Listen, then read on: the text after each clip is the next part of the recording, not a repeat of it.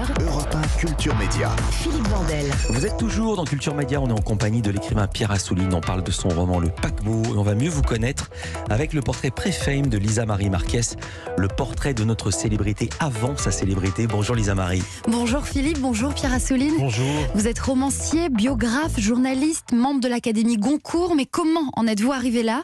On va rembobiner et revenir sur ce qui vous est arrivé avant d'être célèbre. Pierre Assouline, vous êtes né à Casablanca et c'est au Maroc que vous passez votre enfance. Une vie heureuse et joyeuse en famille avec des week-ends à la plage, notamment à Tahiti Plage. Il y a aussi les jeudis où vous prenez la direction de la piscine à la sortie de l'école et bien sûr le soleil. Parmi les musiques de votre enfance, il y a Chopin, joué au piano par votre cousine Michel qui vit au-dessus de chez vous et que vous entendez faire ses gammes pendant que vous faites vos devoirs, c'est bien ça? Parfaitement. Ouais. Ça forme l'esprit et ça donne le goût de la musique. Hein. Ouais, sauf si elle sera toujours au même moment, ce qui est exaspérant. Quand Oui, c'est à 18h tous les jours. Non, je pensais pas ça. Je pensais quand vous ratez au même moment de la partition. Ah bon? Et que ça bute toujours au même moment. Mais là, c'est pas Michel qui joue. Ah non, là c'est un enregistrement. Puis Pierre Assouline, avec votre famille, vous quittez le soleil marocain pour Paris. Vous avez 12 ans et le choc est rude. Vous découvrez la grisaille parisienne et aussi l'antisémitisme. Oui, parce que quand je suis arrivé en 6e dans la cour du lycée Janson de Sailly, c'est la première question qu'on m'a posée et tout de suite on m'a bousculé avec ça. Bon, j'étais un peu désemparé parce que venant de là où je venais, curieusement, il a fallu que j'arrive à Paris pour découvrir ça. Bon, on s'y fait. Hein. Ce n'est pas un traumatisme insupportable, mais ça a franchi du jour au lendemain. Mais vous étiez le seul petit garçon juif de Janson de Sailly, ou c'est parce que vous arriviez du Maroc que vous avez été montré du doigt? J'étais pas le seul à l'époque, mais tout de suite un autre qui venait aussi du Maroc est venu me protéger parce qu'il était beaucoup plus costaud que moi. Moi, j'étais très chétif quand j'étais plus jeune et voilà, ça s'est finalement bien passé. Vous grandissez, vous découvrez l'Aviron au PUC Pont-de-Neuilly. Vous êtes scolarisé, vous le disiez, au lycée Janson de Sailly. Vous êtes un élève moyen et vous obtenez votre bac grâce à votre note en sport, mais certainement pas avec votre performance en maths. 0,5 sur 20, si je ne me trompe pas. Je rends hommage à ce correcteur, qui est un jeune prof de maths, qui m'a dit vous savez faire des multiplications et les additions. Et bon, j'ai arrêté les maths en 6e pour faire du basket. Et donc, je lui ai dit, il m'a dit, écoutez, vous voulez faire quoi plus tard? J'ai dit, journaliste, monsieur, journaliste. Il m'a dit, ça vous servira à rien les maths. Si je vous mets 0, ce que vous méritez, vous ratez votre bac. Alors, je vous mets 1,5. Et je lancerai toute ma vie reconnaissant. Il a été intelligent. Vous vous essayez à la photographie et vous mitraillez à tout va.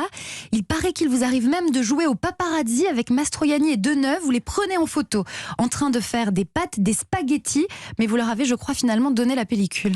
C'est Oui, vrai? enfin, ils me l'ont demandé. Non, parce que j'étais chez un ami qui habitait avenue Georges Mandel et ses fenêtres sur cour donnaient sur la cuisine de Deneuve et Mastroianni. Et à l'époque, je faisais de la photo beaucoup. Et donc, je les ai pris en photo, mais Marcello, entre deux pâtes, m'a vu. Et donc, 10 minutes plus tard, il sonnait à la porte. En personne? En personne, et avec un grand sourire, mais quand même l'air un petit peu courroucé. Il m'a tendu la main, comme ça. Et donc, j'ai compris, et j'ai enlevé la pellicule, et je lui ai donné, et il est reparti. La classe.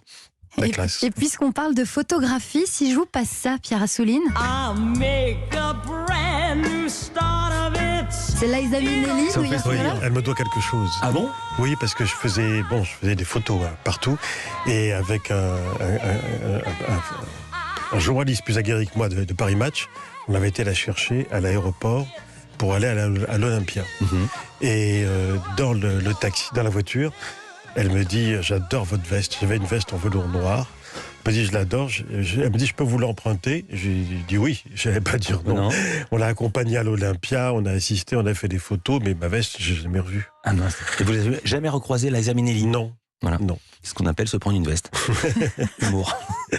Pierre Assouline, vous étudiez l'histoire à Nanterre, puis l'arabe classique à Languehaut, mais vous abandonnez Languedoc.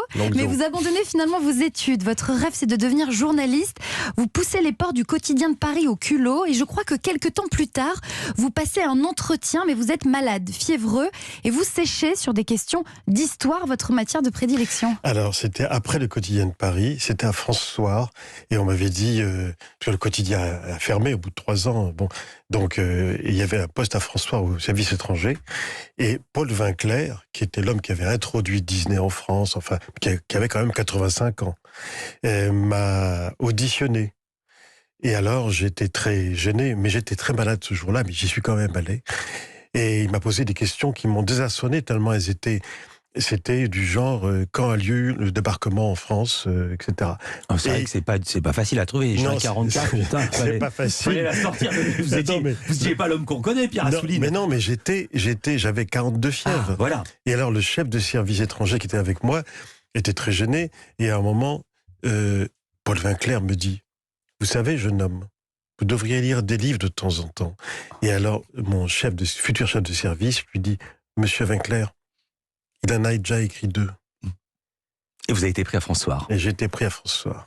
Vous devenez donc journaliste autodidacte, vous apprenez sur le tas, déterminé et très travailleur. Vous vous faites d'ailleurs rapidement remarquer pour votre sérieux. Le travail mais aussi l'obstination, c'est ce qui va devenir votre signature, des biographies très fouillées que vous allez écrire. La première que vous publiez est consacrée à Marcel Dassault en 83. Et je vais emprunter les formules du Figaro Magazine qui vous qualifie de détective des âmes et d'enquêteur des lettres, Pierre Assouline, car votre curiosité de la vie des autres et votre passion pour l'enquête vont vous permettre de consacrer votre vie à l'écriture et à la lecture. La suite, on la connaît, et moi, je m'arrête là.